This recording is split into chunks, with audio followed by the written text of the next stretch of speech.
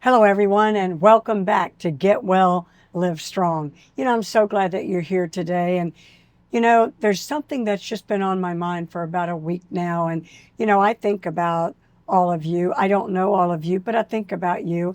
And the fact that you would even tune into my YouTube channel, it indicates to me that you're looking for something, you're struggling with things, and that you're wanting to improve your health, improve your life, and to get well and to live strong. And so I felt like today I need to share something with you that really is the impetus behind why I would do something so outlandish as to start a YouTube channel. Because those of you who know me, you know that I like to fly below the radar. I don't like to gain attention. I like to just stay in my lane, do my little thing. But this is so compelling. I felt like I had to do this. And I'm about to tell you why. So sit back, grab you a cup of coffee if you want to, and let's just sit down and spend a few minutes together, okay? I feel like I need to tell you some of my medical history so that you can have a good understanding of what I was facing. And my troubles kind of started when I was 21 or 22. I was fresh out of the police academy. I was working on the police department, and I was working rotating shifts and, in a very high stress environment. And suddenly I started having the shakes.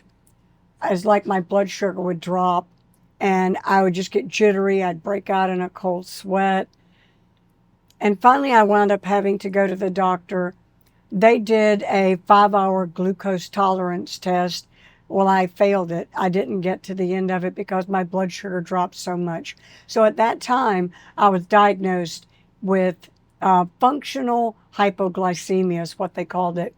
And the way they explained it to me, they said that there were two types of hypoglycemia. One was pre-diabetic hypoglycemia, where you're about to become a diabetic, but then finally, like at the last second or something, your pancreas just starts working and it secretes some insulin, and it's just too much.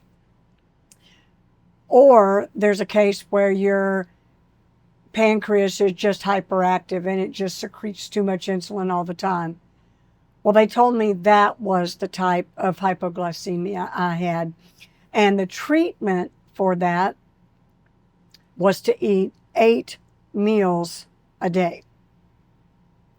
So I was sent on my way, sent home to eat 8 meals a day. And honestly, it kind of worked for a while. It helped, and I was always had something in my stomach, and I didn't feel that crash or whatever. So I guess that it was working. Then about 3 years later, when I was 25, I began having vertigo, tinnitus, and hearing loss. And at first they thought that it was brought on as a result of an injury I sustained when I was in a car accident while on duty as a police officer. I had 8 ear operations, but none of them relieved my symptoms. I still had the vertigo, I still had the hearing loss, and I still had the tinnitus, the ringing and roaring in my ears. And so the ear, nose, and throat specialist at that point, and he was one of the most renowned ear, nose, and throat specialists in the country, he diagnosed me with what he termed was the worst case of Meniere's disease that he had ever witnessed.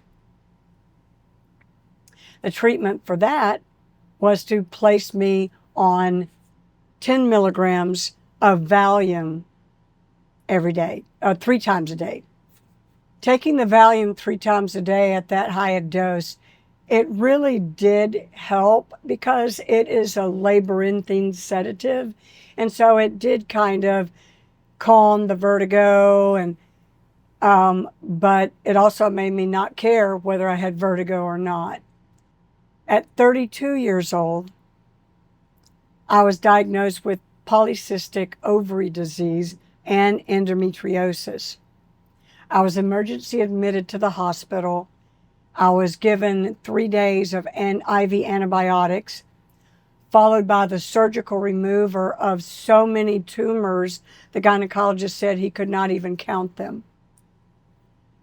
And they cleaned up the endometriosis. And the follow-up treatment for that was 6 months of taking a drug called Cinerel. And I would spray it up my nose every day for 6 months. Problem was, you could only take it for 6 months. But as soon as I stopped taking it, everything came back and came back with a vengeance. And so at the age of 33, a year later, they removed the tumors again, and they performed a complete hysterectomy. Well, that relieved those symptoms, and I didn't have the problem anymore. But then 2 years later, I was sitting in a very boring business meeting one day, and I just kind of made this motion, and I found a lump in my throat, right there in my neck. So I went to the doctor. They sent me to a specialist. The specialist sent me for testing, and the next thing I knew, I was in surgery having the right lobe of my thyroid removed because I had a very large tumor in it. 5 days later, I was diagnosed with cancer. 19 days later, I was back in surgery having the left lobe of my thyroid removed. And the result of that is that I have to take thyroid replacement hormone every single day for the rest of my life. But things were going along pretty well. I was still working in corporate America, and suddenly I developed carpal tunnel syndrome in my dominant hand. And it was very painful, very bad, and I wound up having to have surgery for carpal tunnel syndrome. Well, then, at the age of 44, I began having severe anxiety and panic disorder. It was really terrible, and it was so bad that I would get up at 2 o'clock in the morning, and I would get in my car, and I would drive around the city in the middle of the night because the anxiety was so bad, I felt like I was going to jump out of my skin. So finally, I had to seek treatment for that, and the treatment was initially that I was placed on 6 different medications that I had to take every single day. I honestly don't know in the beginning if it was really helping the anxiety, but the one thing that I do know is that I was placed in such a state that it didn't really matter, but I could sleep. In fact, I slept a lot. In fact, I kind of slept all the time for a while. And I began gaining a lot of weight. But then after a while, things started getting better. And once in a while, I would have breakthrough anxiety. But for the most part, it was under control. And I started weaning myself off one medication, then another medication, then another medication. Well, then at the age of 47, when I went in to get a regular eye exam, I was diagnosed with cataracts in both eyes at age 47. And the eye doctor said, yeah, it is early onset, but you do live in Florida. And in Florida, because of the brightness of the sun, it's not a matter of if you get cataracts, it's just a matter of when you get cataracts. And so I got mine early at age 47. And I kind of just accepted what he said and just went on with that. Just went on with life. Decided that, well, that was just my life. My mother had cataracts. My father had cataracts. And I figured, well, here I am getting cataracts too. Well, at age 56, I early retired.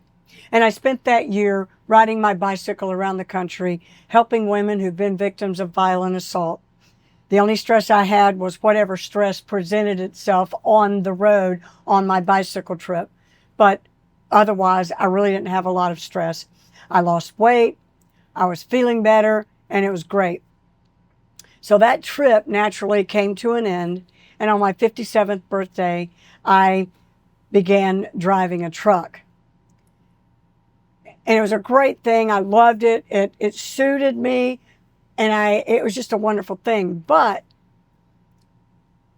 it caused me to have an inconsistent sleep schedule. I was eating truck stop food. And it didn't take long for me to start feeling the effects of that. Fatigue, brain fog, irritability, and even depression.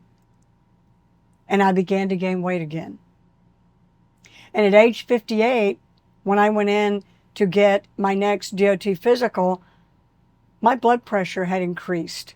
And I began failing my DOT physicals on the first try. And what I mean by that, I did walk away with my med cert, but they give you 3 tries to take your blood pressure during the physical.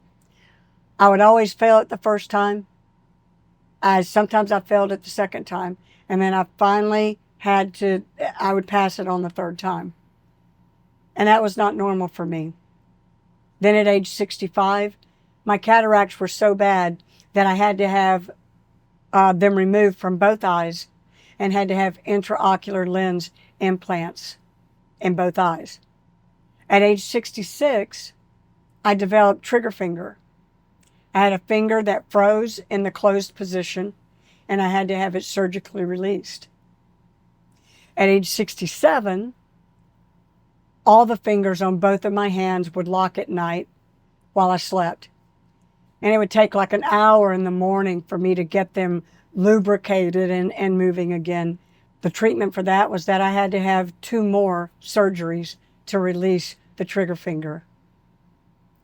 And at age 67, I also wound up in the middle of the night in February in the emergency room thinking I was having a heart attack. The diagnosis was age-related palpitations. Now that's a long line of 12 major things that have happened medically in my life. But I would just go through each one of them, deal with it, move on to the next thing. Something would happen, I'd deal with it, move on to the next thing. I would go to the doctor and they'd send me to a specialist. And every single time I'd either move to a different location or I would go see a specialist, I would have to sit there and fill out page after page after page after page of medical history. And I would list the ever increasing long list of medical maladies that I'd faced in my life. But you know the tragedy of the whole thing? Nobody connected the dots. Nobody. And see, I thought that I was going through this thing or that thing and that they were all isolated things that people go through in their lives. And you know, that's kind of a tragedy. And I'm sorry I'm emotional right now. But for these things, there is no language but a cry. You see, because back when I had the first sign of any kind of a real illness, when I was diagnosed with functional hypoglycemia, if someone had looked deeper, if someone had taken another step to find out why I had that, I could have dealt with it then, and I would not have gone through 45 years of one illness after another illness after another illness. You see, today, in the year 2026, they know that all the dirty dozen of those illnesses that I had and 22 surgeries because of them, they all are caused by insulin resistance. Had I known that at age 21 or 22,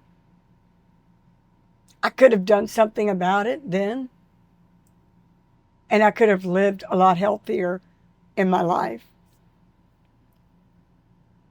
But you know, though I was age 68, when I finally connected all the dots, and to this day, a doctor has not connected all the dots. Because I prayed, that's why I connected the dots. I prayed and I said, God, please show me. And I was able to connect the dots. And God showed me what to do, and that He has created my body to get better. And He has created my body to heal itself if I would just do what He asked me to do. And that was to change what I put inside my body. And you know, I don't know if this resonates with you. Maybe you're sitting there and you keep wondering why you keep getting illness after illness, sickness on top of sickness, and why they can't cure one before another one comes. Is that you? It certainly was me. If that is you, that's why I'm shedding tears right now, because I know what it is that you're going through. I've been there. I've done that. But you know what? I'm on the other side. And yeah, I've got a lot of scars, but I'm on the other side. And I believe that it's possible that I can live out the rest of my life without another illness that is related to insulin resistance if I do my part. And that is to put in my body the right food. But I believe that for you too. And maybe this is the answer. And so what I want to do is I want to help you to connect the dots. And that's why I've shared this very poignant, very vulnerable message with you today. And I hope that you will take it to heart. And if you identify with it, my prayer is that you will start asking the right questions, that you will look to try to connect the dots. And I'm going to help you with that all this week. So if you will come back for the rest of the week, the next 2 videos, we're going to do that. In the meantime, if you have questions, write them down. If you are thinking, I think maybe what she's saying applies to me, write down your history as best you can remember it. Write down all these different signs, all these different symptoms. I think you're going to find answers that the doctors couldn't give you. And listen, let me just say for the record, I don't blame them. I don't blame the doctors for 2 reasons. Because back in the 1970s, when this first started happening to me, we didn't know as much. But second of all, the way that the medical field has developed, doctors are pigeonholed. They don't deal with the whole body. They don't deal with every illness. They don't deal with every organ of the body, every system of the body. One doctor deals with one doctor deals with the other. And unless somebody intentionally connects the dots, those dots are not connected. So I don't blame them, and I don't want to give the impression that I do. But today is a new day, and there is hope, and I want you to know that there is hope. I found the way to freedom, and now I'm coming back to show you the way. Will you come with me? I want you, more than anything, to get well and to live strong. Until the next video, God bless.